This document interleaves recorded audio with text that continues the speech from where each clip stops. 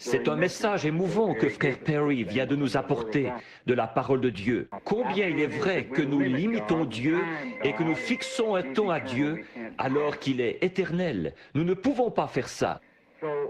Ce soir, donc, nous abordons quelque chose d'autre maintenant. C'est la communion. 3 ans durant, j'ai attendu de voir une église s'établir à Tucson, mais la voici. Oui, nous sommes là. Alors nous remercions le Seigneur. Il nous a tout simplement laissé attendre jusqu'au point où nous pouvons maintenant l'apprécier. Maintenant, il y a une chose que j'aimerais dire juste avant que nous commencions la communion. C'est ceci. Je crois que nous en avons vu assez dans notre jour où nous vivons pour que nous devions vraiment donner tout notre être à Dieu. Nous devrions vraiment servir Dieu. Je crois qu'il nous a bénis par la réponse directe à l'Écriture. Comme frère Perry l'exprimait il y a quelques instants, nous en sommes à ce temps-là. Nous ne sommes pas aveugles.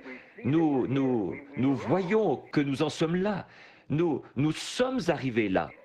Et aussi, nous pouvons regarder partout et constater comment l'esprit humain est en train de quitter les gens. Alors nous ne pouvons pas rester encore longtemps.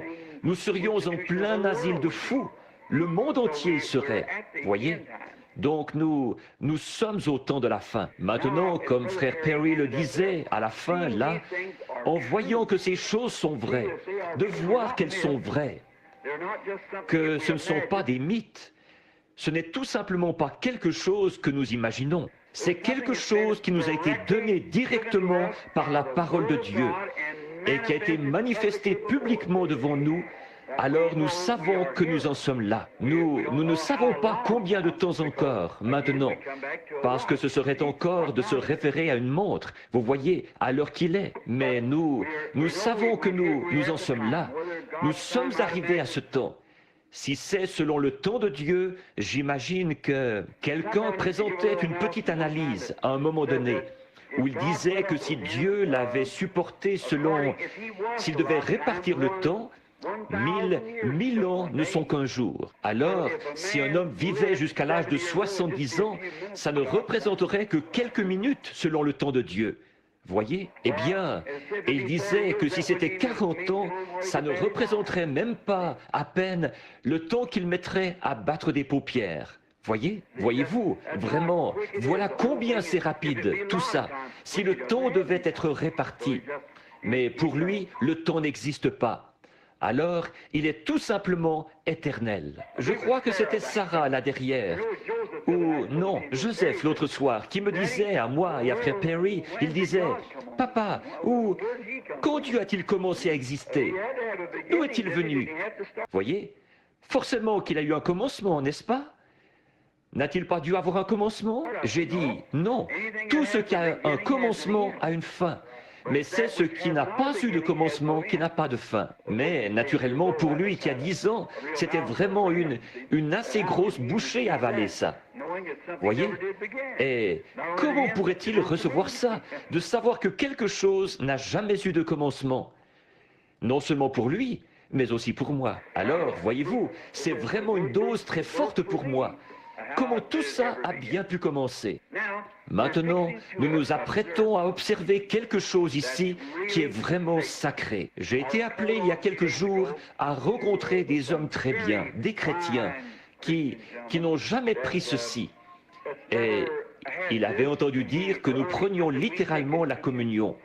Eux, ils prennent ce qu'ils appellent la communion spirituelle. Et bon, pour ce qui est d'une communion, là-dessus, je dirais d'accord, parce que communiquer, c'est parler à. Voyez-vous? Et le frère m'a indiqué ce passage de l'Écriture. Il a dit, « Frère Branham, ne pensez-vous pas là ?» Maintenant, la raison pour laquelle je dis ceci, c'est en ordre, frère Perry? Voyez-vous, la raison pour laquelle je dis ceci, c'est pour que vous compreniez ce que vous faites. Si vous entrez aveuglément dans quelque chose, vous ne savez pas ce que vous faites. Vous ne pouvez même pas avoir confiance si vous ne savez pas ce que vous faites. Mais vous devez comprendre ce que vous faites et pourquoi vous le faites. Il disait, maintenant, si nous prenons la parole de Dieu, n'est-ce pas Dieu que nous prenons? J'ai dit, tout à fait exact, monsieur, c'est vrai. Mais nous lisons ici qu'ils ont réellement. Paul a enseigné de prendre le souper du Seigneur littéralement. Faites ceci en mémoire de moi, a dit Jésus. Toutes les fois que vous le prenez en mémoire de moi, vous annoncez la mort du Seigneur jusqu'à ce qu'il vienne. Voyez, donc nous devons le prendre. Nous comprenons que c'est Saint Paul qui a établi cela dans l'Église, puisqu'il était le prophète du Nouveau Testament. Pierre, Jacques, Jean, eux tous, ils ont écrit, eh bien, Matthieu, Marc, Luc, comme des scribes, ce que Jésus avait fait. Mais Paul a mis la chose en ordre. Il était le prophète du Nouveau Testament. Tout comme Moïse était allé au désert recevoir l'inspiration pour écrire les 5 livres les 5 premiers livres de la Bible, eh bien Paul aussi est allé au désert et a reçu de Dieu l'inspiration pour mettre l'Église du Nouveau Testament en ordre. Et ont montré le type avec l'Ancien. Alors que là, ce qu'ils avaient, c'était l'agneau du sacrifice. C'est ce qu'Israël observait à titre commémoratif. En fait, il n'avait été utilisé qu'une fois à leur sortie de l'Égypte. Mais ensuite, ils ont observé ça à titre commémoratif, tout au long de l'âge. Eh bien, si la loi, qui est une ombre des choses à venir, vous voyez? Or, ce que je crois, c'est que la communion, ce que nous appelons la communion, là, c'est le souper du Seigneur. Maintenant, nous avons seulement 3 ordonnances naturelles divines qui nous ont été laissées. L'une d'elles, c'est la communion, le lavement des pieds, le baptême d'eau. Ce sont les seules 3 choses. C'est la perfection dans ces 3-là, voyez-vous? Ce sont les seules 3 ordonnances que nous avons.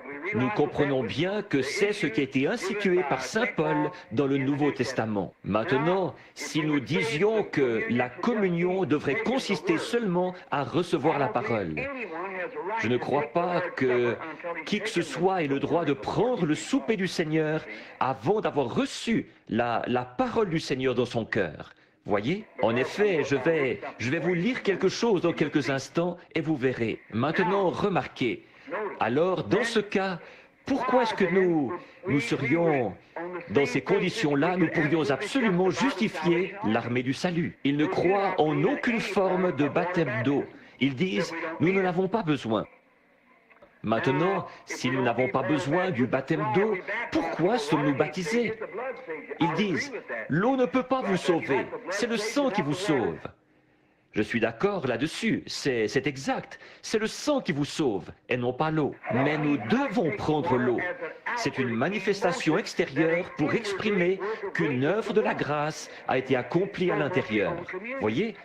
Et c'est aussi ce que nous devons faire quant à la communion. Une fois que nous avons reçu en nous le Seigneur, notre sacrifice, en nous, par une naissance spirituelle, et son corps, que nous vivons par lui, par la parole, nous devrions aussi le symboliser, parce que c'est un commandement. Repentez-vous, chacun de vous, et soyez baptisés au nom de Jésus-Christ pour la rémission de vos péchés. Paul a dit, j'ai reçu du Seigneur ce que je vous ai enseigné. C'est que le Seigneur Jésus, dans la nuit où il fut livré, prit du pain, le rompit et le donna aux disciples. Et il dit, prenez et mangez. Faites ceci en mémoire de moi. Car toutes les fois que vous mangez ce pain, vous annoncez sa mort jusqu'à ce qu'il vienne. Or, nous voyons qu'il y avait là des gens qui venaient et ce précieux frère, un très cher frère, il est venu et il disait, je ne l'ai jamais prise, frère Branham. Je ne comprends pas ce que c'est. Il disait, on m'a enseigné l'autre point de vue. J'ai dit, mais souvenez-vous, nous sommes prêts à accepter que Saint Paul a mis cela en ordre dans l'Église chrétienne primitive. Ils allaient d'église, de maison en maison, ils rompaient le pain avec simplicité de cœur et ainsi de suite. Or, j'ai dit, il a effectivement établi cela dans l'Église. Dans Galates 1:8, il a dit, si un ange du ciel venait et qu'il dise quoi que ce soit d'autre, qu'il soit anathème. Vous voyez, Voyez-vous, celui-là même qui les a fait être rebaptisés à nouveau après le baptême de Jean, être baptisés au nom de Jésus-Christ. Vous voyez, il y a trois choses que nous devons accomplir comme symbole. Le souper du Seigneur, le lavement des pieds, le baptême d'eau. Voyez, vous dites, eh bien, maintenant l'armée du salut, l'argument sur lequel il s'appuie, le voleur mourant, quand il est mort, il n'avait pas encore été baptisé. Jésus a dit qu'il serait au ciel. C'est l'exacte vérité, c'est exact. Mais vous voyez, il n'a reconnu Jésus que là même, à l'heure de sa mort. Voyez, c'est la seule occasion qu'il a eue. Il était un voleur. Il était éloigné, il n'était pas dans la course. Et aussitôt qu'il a vu cette lumière, il l'a reconnu. Seigneur, souviens-toi de moi. Et Jésus, c'était vrai. Mais pour vous et moi, qui savons que nous devons être baptisés et qui refusons de le faire, alors ce sera entre vous et Dieu. Même chose pour la communion. Maintenant, quand nous prenons cette communion, ce n'est pas simplement une question de dire « je m'avance là et je vais manger du pain ». Et je croirais que je suis un chrétien. Mais si vous l'avez remarqué, la Bible a dit « Celui qui mange et boit indignement sera coupable envers le sang et le corps du Seigneur. » Voyez, vous devez mener une vie qui devant les gens, et devant Dieu et les gens, qui montre que vous êtes sincère. Maintenant, juste un moment encore.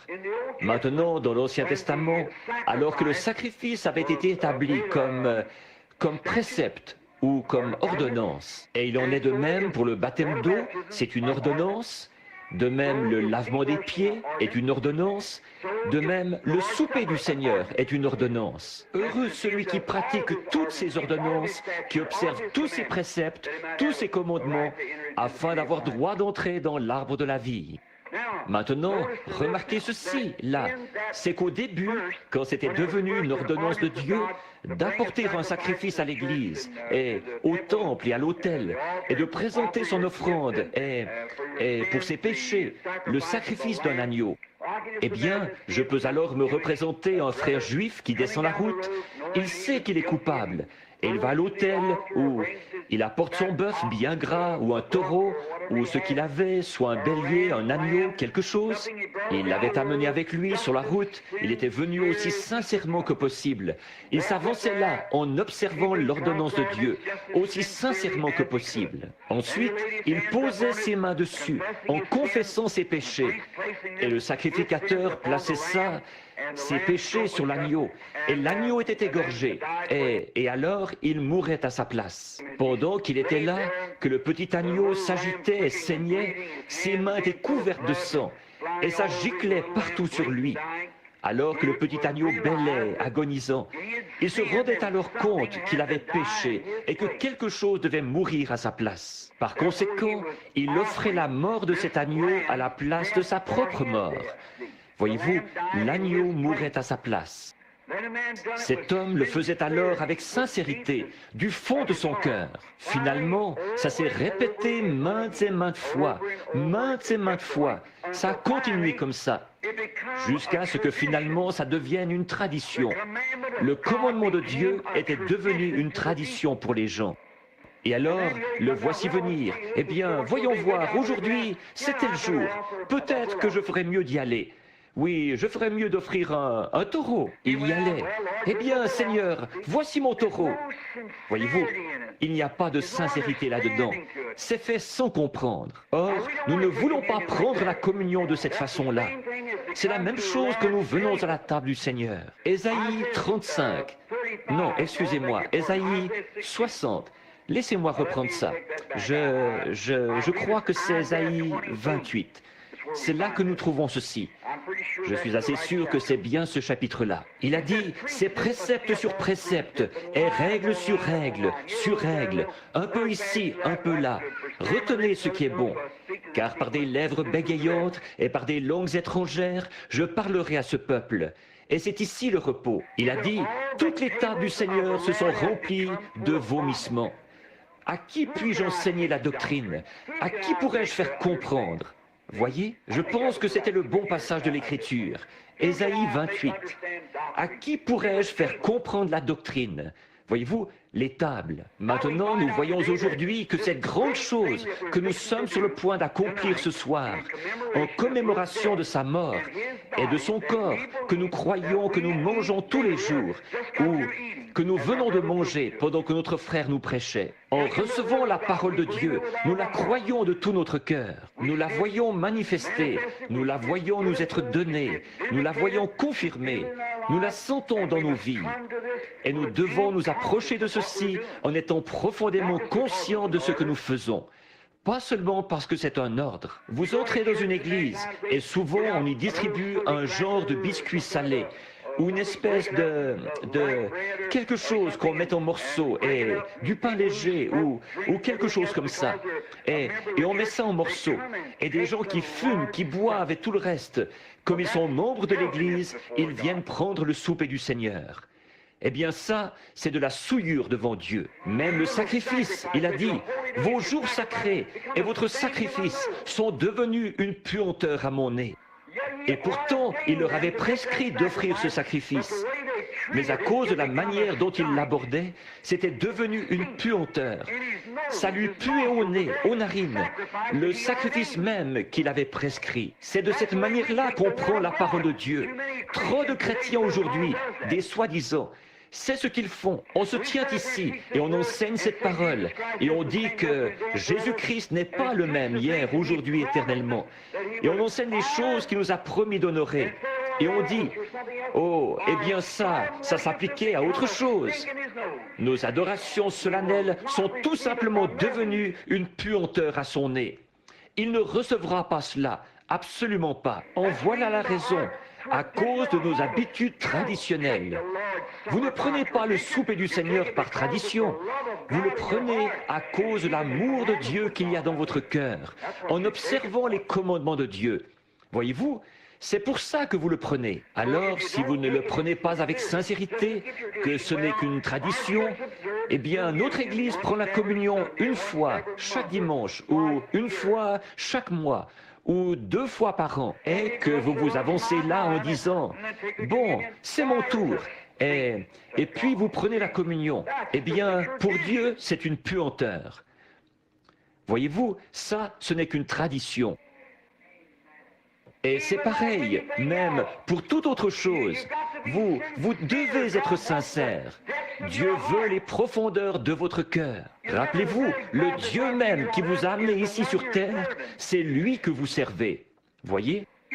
Vous faites ceci parce qu'il l'a dit, parce que c'est son ordre. Alors, nous voulons nous approcher avec la plus profonde sincérité, en sachant que, par la grâce de Dieu, nous avons été sauvés. Et nous l'aimons, et nous avons senti sa présence, et nous la voyons changer nos vies, notre être entier est changé. Nous sommes des gens différents. Nous ne vivons plus comme nous vivions. Nous ne pensons plus comme nous pensions. C'est comme dans le livre, ici, la partie spécifique dont nous parlions. Là, les 2 livres qui sont un, le livre de vie. Le premier livre de vie est apparu quand vous êtes né. C'était votre naissance naturelle. Voyez? Mais alors, à un moment donné, tout au fond, là où il y avait un petit grain de vie, comme je l'expliquais à quelques-unes des jeunes sœurs à la maison cet après-midi. Voyez-vous, il y a un petit grain de vie qui se trouve là. Alors, vous vous posez des questions. D'où est-ce venu? Que sont ces choses étranges? C'est ce que je disais en citant mon exemple. Comme si on disait, William Branham, eh bien, il y a 40 ans, ce William Branham-là n'est pas le même que celui de ce soir. Si quelqu'un de cette époque-là disait, William Branham, c'était un vrai coquin. Voyez-vous, parce que j'étais né de Charles et Ella Branham. De par leur nature, j'étais un pécheur. Je suis venu au monde un menteur. Et toutes les habitudes du monde étaient déjà en moi. Mais tout au fond, il y avait aussi une autre nature qui était présente. Voyez-vous, prédestinée, placée là par Dieu. dans ce même corps, voyez-vous, deux natures à l'intérieur. Eh bien, je ne m'abandonnais qu'à une seule. Au fur et à mesure qu'elle grandissait, je gazouillais comme un bébé. Da, da. Tout à coup, je suis devenu menteur. Je suis devenu tout ce qu'un pécheur peut être, parce que j'ai grandi comme ça. Mais tout au fond, pendant tout ce temps, il y avait une petite parcelle de vie. Je me remémorais à l'époque, quand j'étais un petit garçon. J'espère que je ne vous retiens pas trop longtemps, mais sachant, assis là au bord du ruisseau, je m'asseyais là et je regardais tout autour pendant la nuit. Papa et maman, ils sont maintenant partis, ils reposent. Et à l'époque, ils étaient pêcheurs. Il n'y avait pas du tout de christianisme dans notre maison. Et, oh là là, la boisson, les fêtes, les mauvais comportements, ça me rendait malade. Je prenais ma lanterne et mon chien et je partais dans les bois pour y passer la nuit. Pendant l'hiver, je chassais jusqu'à ce que la fête soit finie, peut-être jusqu'au matin, à l'aube. Si je rentrais à la maison, que ce n'était pas fini, il m'est arrivé de me coucher sur le toit d'une remise et d'y dormir, en attendant le lever du jour. Puis je pensais comment, des fois, me trouvant là, dehors en été, je ramassais mes morceaux de bois et je les enfonçais pour faire un petit abri, pour le cas où il pleuvrait. Je me couchais là et je laissais mes cannes à l'eau, je pêchais. Mon vieux chien, chasseur de ratons laveurs, était couché là. Je me disais, dis donc, tu sais, l'hiver passé, j'ai campé juste ici un soir. J'avais allumé un feu à cet endroit pendant que j'attendais que mon vieux chien force une bête à se réfugier dans un arbre. J'avais fait un feu ici. Le sol était gelé jusqu'à une profondeur de 5 pouces. Mais toi, petite fleur, d'où es-tu venue? Voyez? Eh bien, d'où es-tu venu? Qui est venu ici et t'a planté? Et dans quelle serre chaude t'a-t-on fait épanouir? Ou qu'en est-il? D'où es-tu venu? Voyez, à cette petite fleur, je disais, eh bien, le sol était gelé et tout, et j'avais allumé un feu dessus ici. En plus de cet élément, du gel, il y a eu un autre élément, la chaleur, sur une espèce de grosse bûche, là où je t'ai brûlé. Et pourtant te voilà, tu es vivante. D'où es-tu venue? Qu'est-ce que c'était? Il y avait un autre William Branham. Voyez, une parcelle de vie éternelle, là, au fond, provenant des gènes de Dieu. La parole de Dieu qui avait été placée là. Chacun de vous peut se rappeler des choses semblables. Voyez-vous, elle était à l'œuvre. Ensuite, je levais les yeux vers les arbres et je pensais, toi, feuille, je t'ai vu tomber l'année passée. Et comment se fait-il que tu sois revenu là? D'où es-tu venu? Qu'est-ce qui t'a amené ici? Voyez-vous, c'était cette vie éternelle qui était à l'œuvre dans le corps. Alors, un jour, là, comme je continuais ma marche, cette voix a parlé. Ne fume jamais, ne bois jamais, et ainsi de suite. Et les jeunes gens et tout grandissaient. Voyez-vous, il y avait quelque chose qui agissait. Cependant, tout d'un coup, j'ai levé les yeux et j'ai dit, « Je ne suis pas le fils de Charles et Ella Branham. Il y a quelque chose qui appelle. C'est comme mon petit aigle. Je ne suis pas un poulet. Il y a quelque chose là-haut, quelque part. Ô grand Jéhovah, qui que tu sois, ouvre. Je veux revenir à la maison. Il y a quelque chose en moi qui appelle. Alors, je suis né de nouveau. Cette petite vie qui se trouvait là, la vie de l'eau a été déversée sur elle. Et alors, elle s'est mise à croître. Maintenant, cette ancienne vie a été pardonnée, jetée dans la mer de l'oubli de Dieu, pour ne plus jamais être rappelée à ma charge.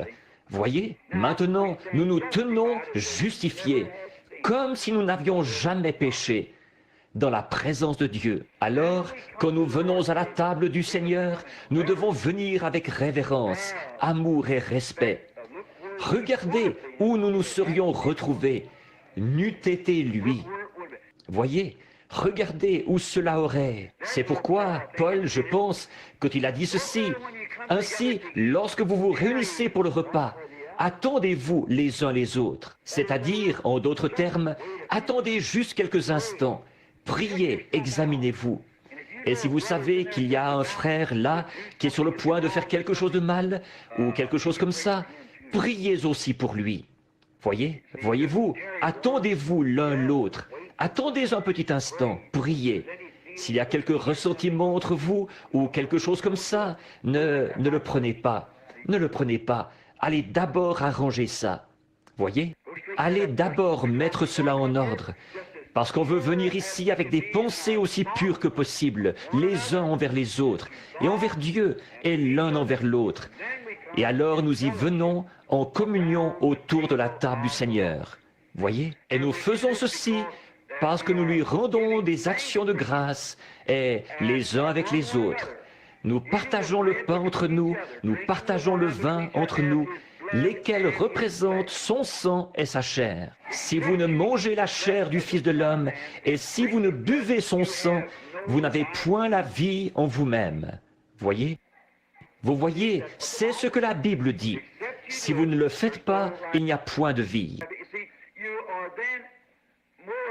Vous voyez, vous êtes alors en fait en train de montrer que vous avez honte de vous identifier en tant que chrétien à cause de la vie que vous menez. Donc ceci, c'est vraiment le moment de la confrontation. Alors, si vous ne le faites pas, vous n'avez point la vie. Si vous le faites indignement, vous êtes coupable envers le corps du Seigneur. Il en est de même du baptême d'eau. Si nous disons, nous croyons en Jésus-Christ, il nous a sauvés du péché, et nous sommes baptisés au nom de Jésus-Christ, eh bien, nous jetons l'opprobre sur lui. Si nous faisons ce qui est mal, et nous devrons payer pour ça. Et autre chose, quand nous faisons ça, nous essayons de professer une chose tout en faisant autre chose.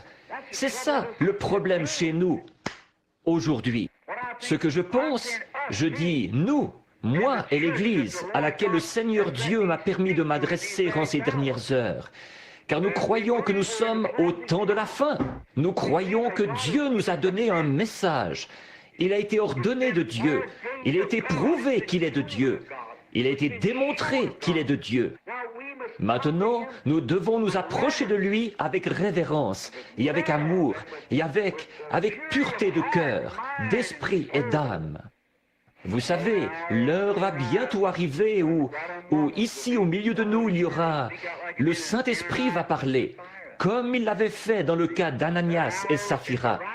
Souvenez-vous, voyez-vous, cette heure arrive. Voyez, et nous sommes... Maintenant, souvenez-vous bien de ça, voyez-vous, que Dieu va demeurer au milieu de son peuple.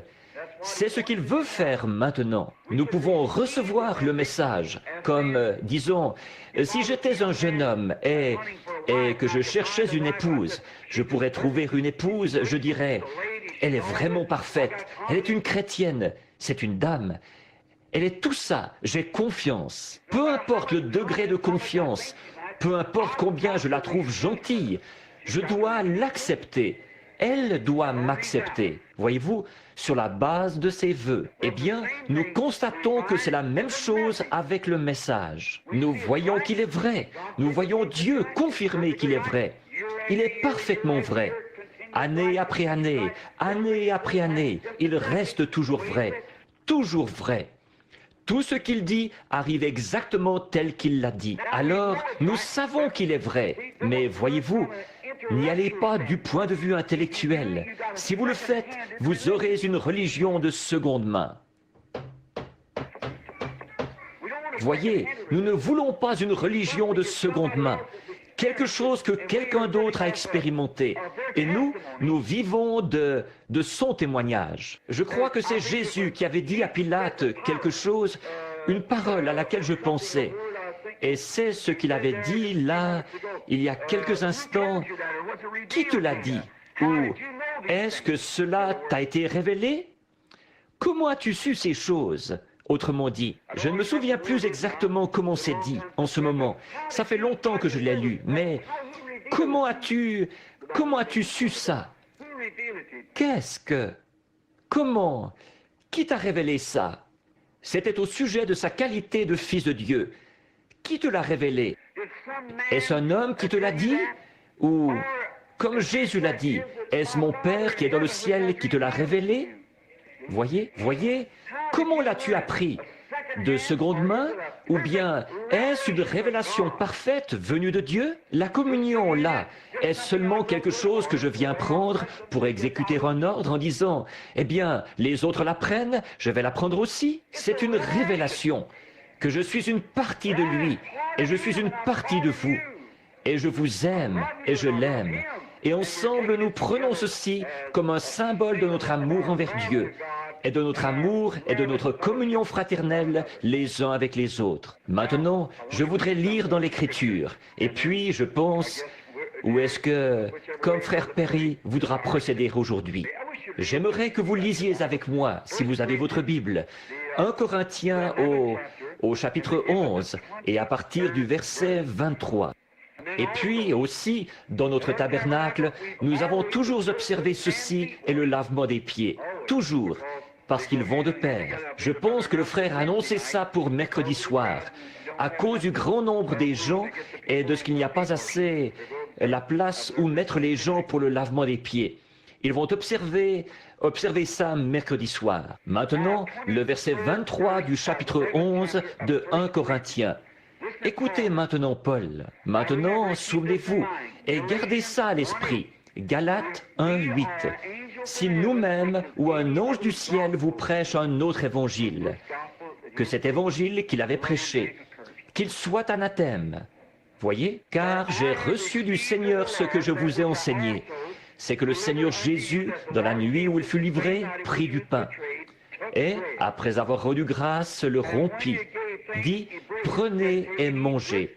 Ceci est mon corps qui est rompu pour vous. Faites ceci en mémoire de moi. Maintenant, je vais m'arrêter juste ici pour dire ceci.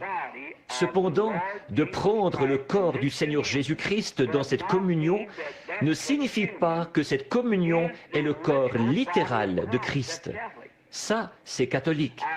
Je ne crois pas que cela soit vrai. Je crois que c'est uniquement une ordonnance que Dieu nous a prescrite. Voyez-vous, ce n'est pas le véritable corps. En réalité, là, c'est un petit morceau de pain cachère. C'est tout simplement une ordonnance. Je ne crois pas non plus que le baptême de Jésus-Christ, au nom de Jésus-Christ, dans l'eau, pardonne vos péchés. Je ne crois pas que je crois que vous pourriez être baptisés tout au long du jour. Or, je sais qu'il y a peut-être des gens assis ici qui viennent de l'Église apostolique, ou, je veux dire, de l'Église pentecôtiste unie. Et eux, c'est ce qu'ils enseignent. Mais vous voyez, je ne crois pas que l'eau pardonne les péchés. Sinon, si c'était le cas, alors Jésus serait mort en vain. Voyez, je crois que c'est uniquement une ordonnance de Dieu, voyez-vous, pour montrer que vous avez été pardonnés. Mais pour ce qui est d'être baptisé pour la régénération, non, je ne crois pas ça. Je ne crois pas que l'eau pardonne les péchés. Je ne crois pas non plus que ce pain et ce vin aient quelque chose à faire avec vous, si ce n'est d'observer une ordonnance que Dieu nous a prescrit d'exécuter. Voyez, c'est exact. Je crois que c'est la même chose pour le baptême d'eau. Je crois que nous sommes obligés de faire cela, qu'il a fait toutes ces choses pour nous donner un exemple. Et ceci, il l'a fait pour nous donner un exemple. Et il a lavé les pieds pour nous donner un exemple.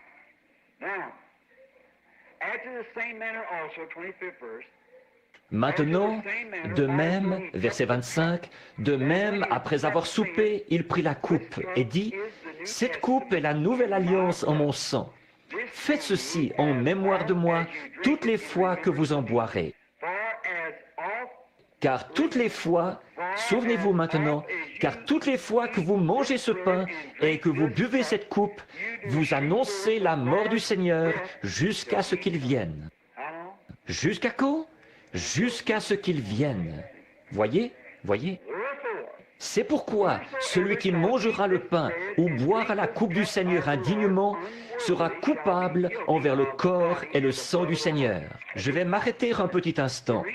La raison pour laquelle il a dit ça, vous avez remarqué dans un autre verset ici, un autre chapitre qu'il a dit.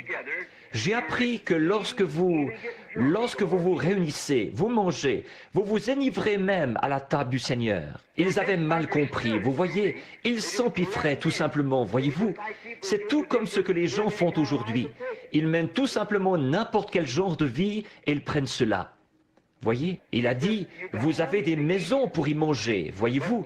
Mais ceci, c'est une ordonnance que nous devrions observer. Voyez-vous, maintenant, que chacun donc s'examine soi-même, et qu'ainsi il mange du pain et boive de la coupe.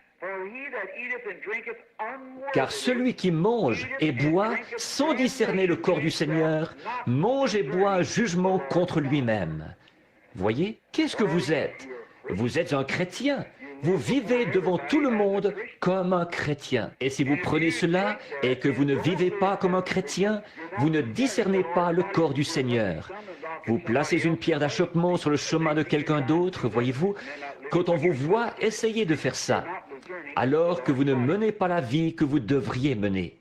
Voyez-vous, vous ne discernez pas le corps du Seigneur. Maintenant, regardez bien ce que la malédiction qui est rattaché à ça. C'est pour cela qu'il y a parmi vous beaucoup d'infirmes et de malades, et qu'un grand nombre sont endormis. La traduction correcte de ce mot, frère Perry, c'est mort.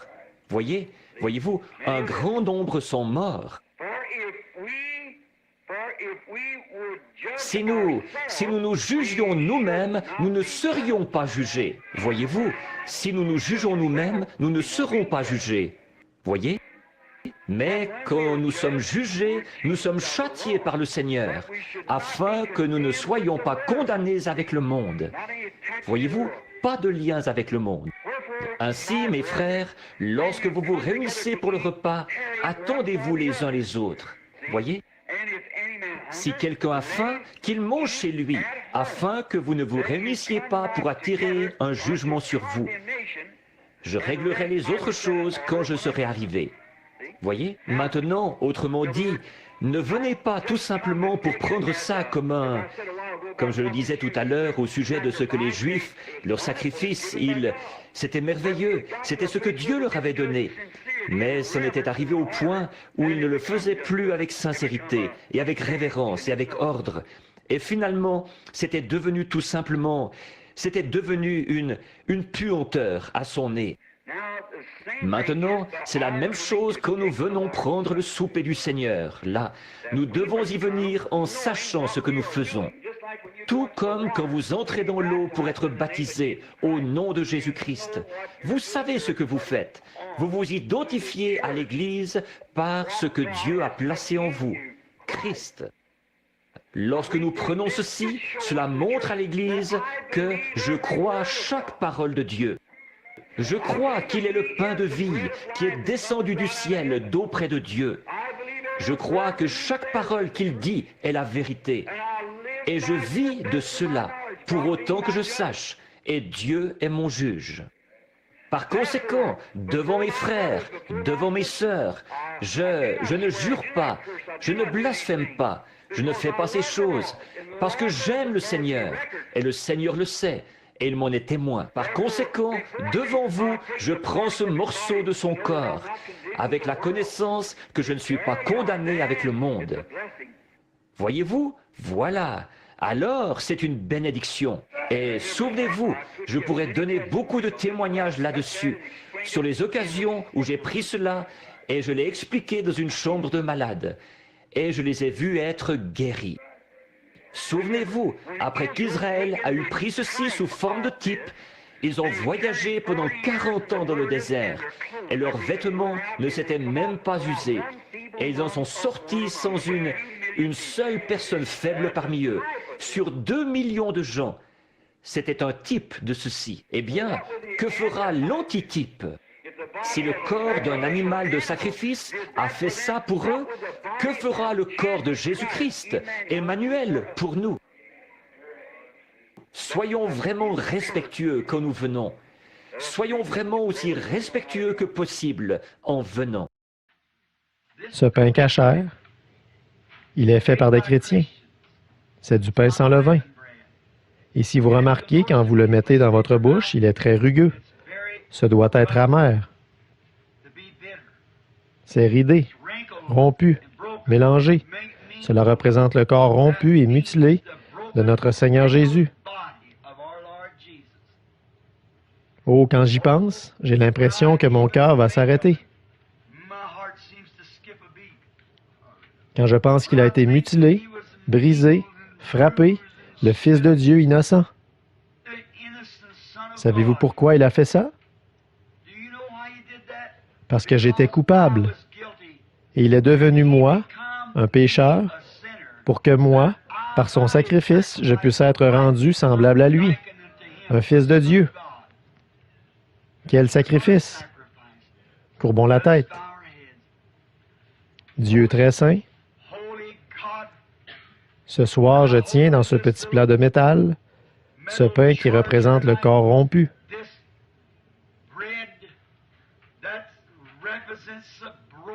Mutilé, brisé, frappé de notre Seigneur. Alors que ce prophète s'est écrié, il était blessé pour nos transgressions, brisé pour notre iniquité.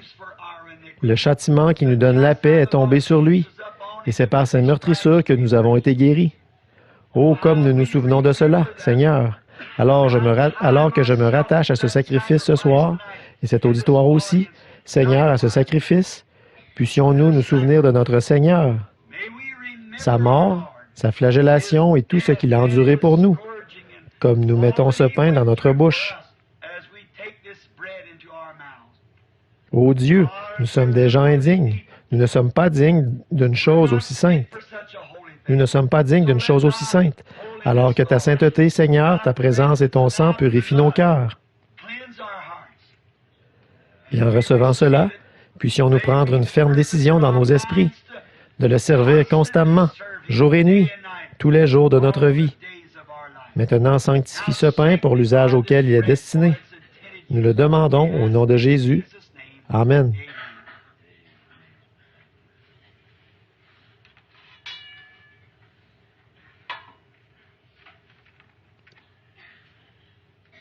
Et je tiens ceci dans mes mains. Après environ 33 années de service, pendant lesquelles j'ai servi mon Seigneur, et j'ai honte de moi-même. Mais je pense que ferais-je si j'avais 2 vraies gouttes de son sang dans ma main ce soir? Qu'en ferais-je? Mais vous savez, j'ai dans mes mains, ce soir, à ses yeux, quelque chose de plus grand, ce qu'il s'est acquis par son sang, son Église. Donc, lorsque je tiens ceci, le jus de ces raisins, je pense à cela. Il a dit, « Je ne boirai plus désormais du fruit de la vigne jusqu'à ce que j'en boive de nouveau avec vous dans le royaume de mon Père. » Alors remarquez, après que la guerre du péché sera terminée, la première chose que nous ferons lorsque nous arriverons de l'autre côté, ce sera de prendre la communion, la Sainte Seine. Courbons la tête maintenant pendant que nous bénissons ce vin. Notre Père céleste, quand je pense, en tenant ce vin ici qui représente le sang de Jésus, que c'est par ce sang qui coule que mes péchés ont disparu.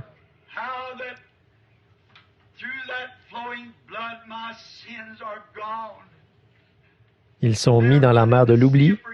On ne s'en souviendra plus jamais. Et par ce sang, un garçon qui se mourait un jour, là-bas, dans un hôpital, et tu m'as sauvé. Ô Dieu, combien je te remercie, Seigneur. Et puis tu m'as confié la charge, par le Saint-Esprit, de conduire les gens au calvaire et de leur montrer le chemin de la maison.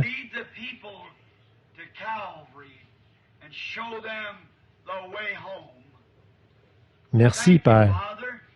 Et maintenant, sanctifie ce vin pour l'usage auquel il est destiné.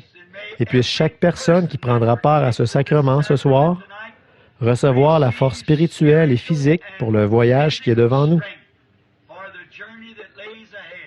Car nous le demandons au nom de Jésus. Amen.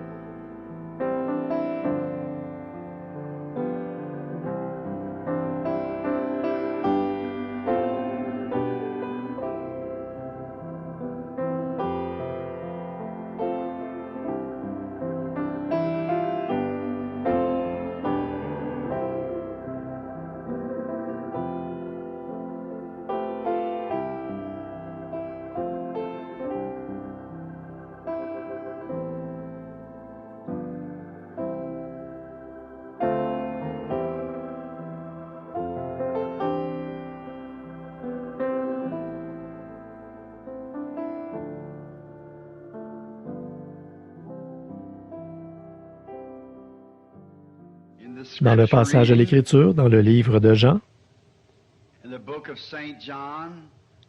au chapitre 13, nous lisons à partir du verset 2 du chapitre 13.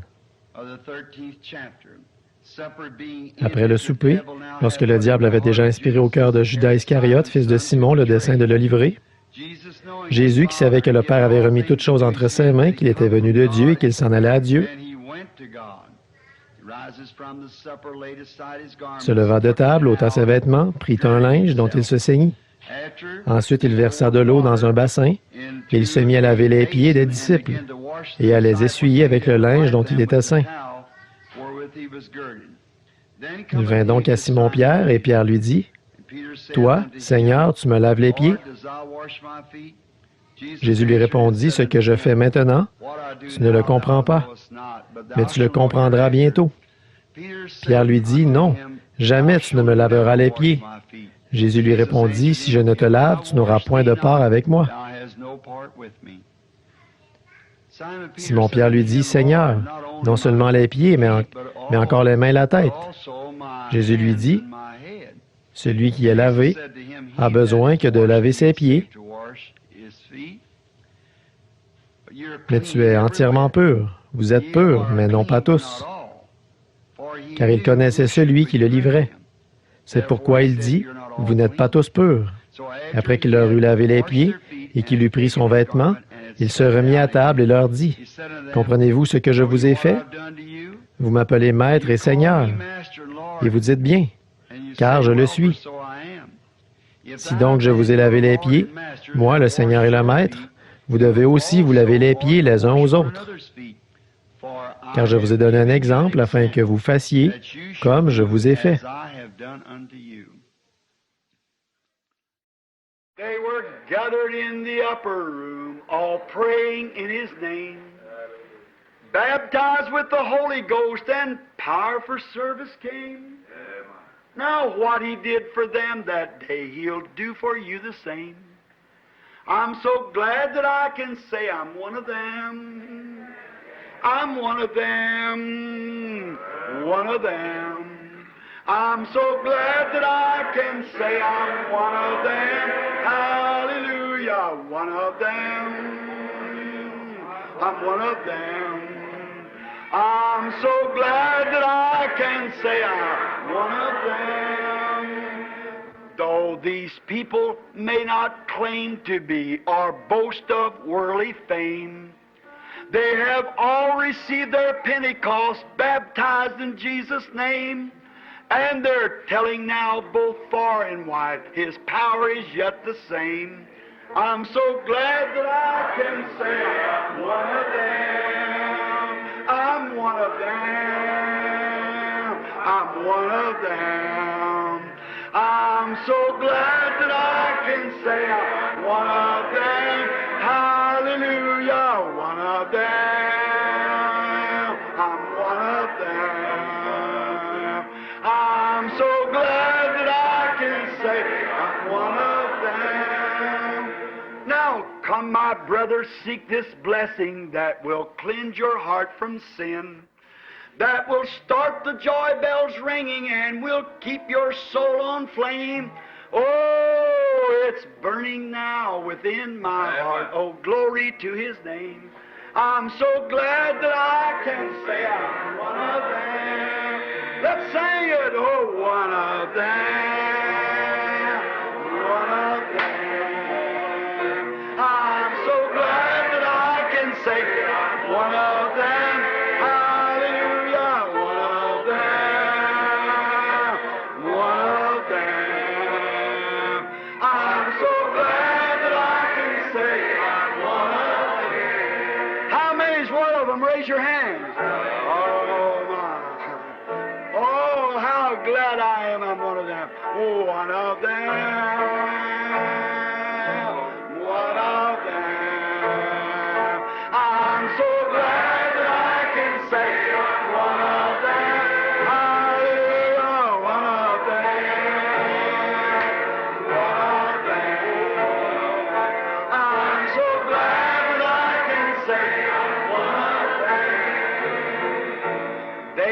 gathered in that upper room, all praying in His name.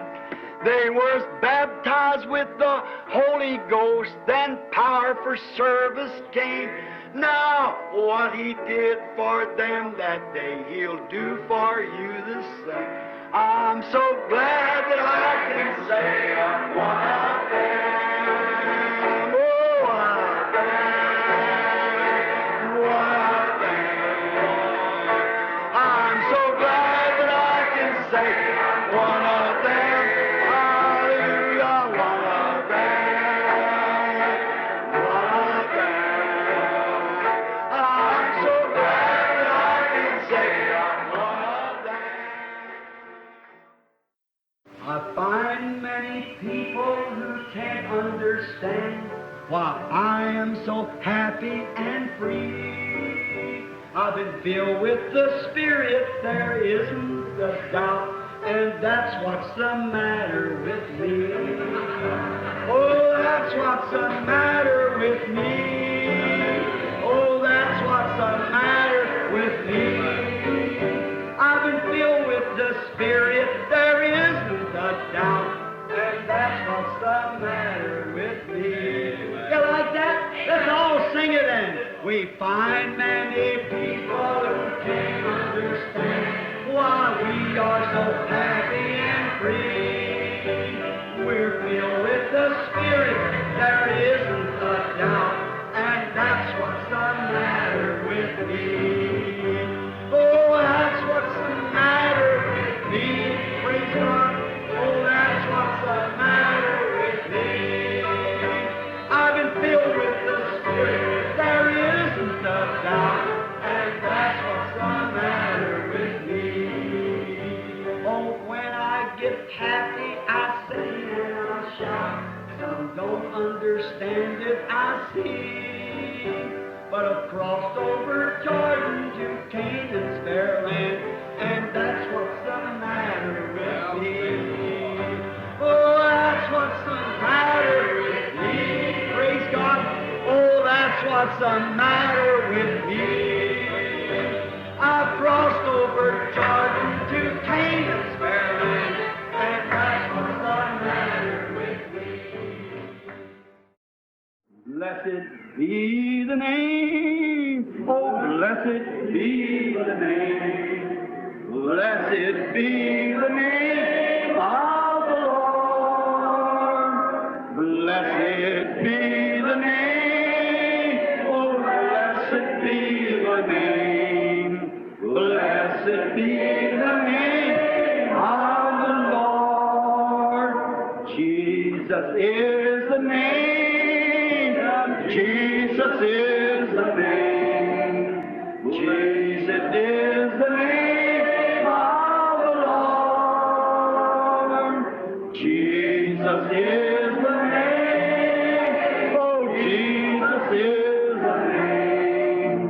Jesus is the name of the Lord.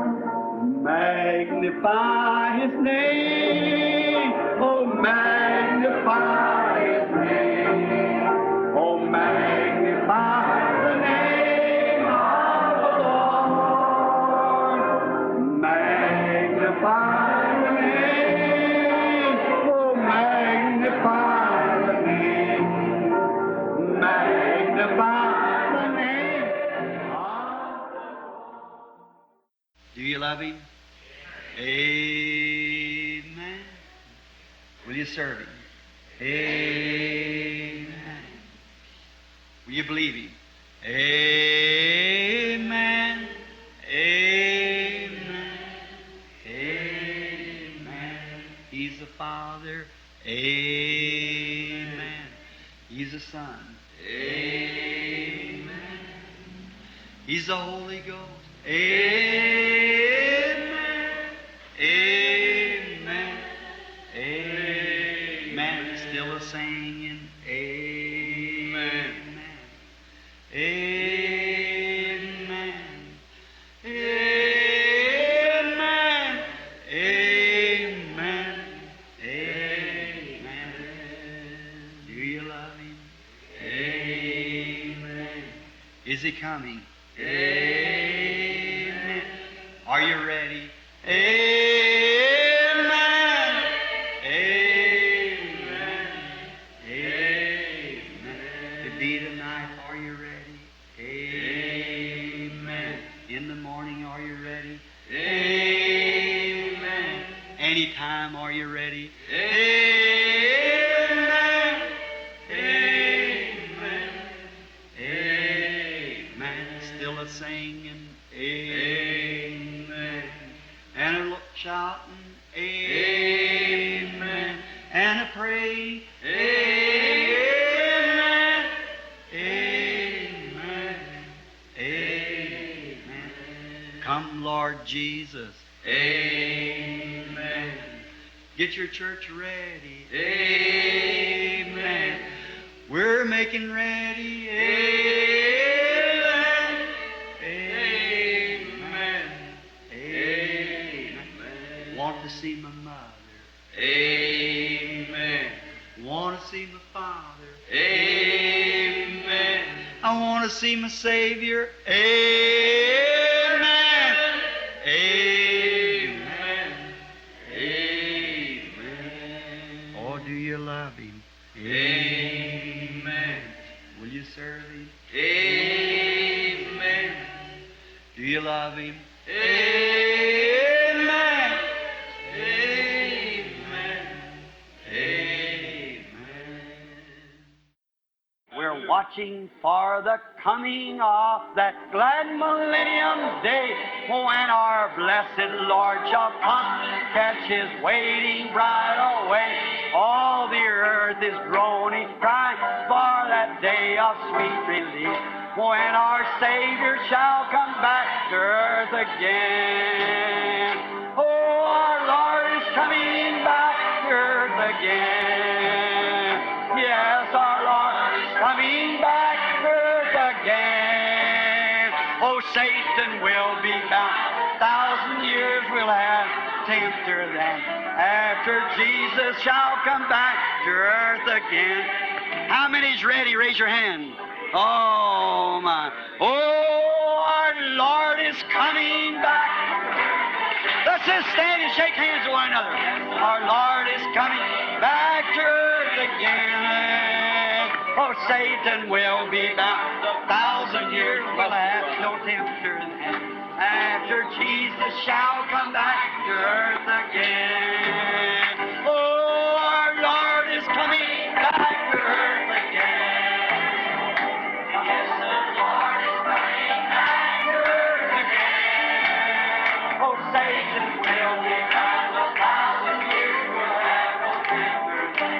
After Jesus shall come back to earth again. Jesus coming back will be the answer to her sorrow cry.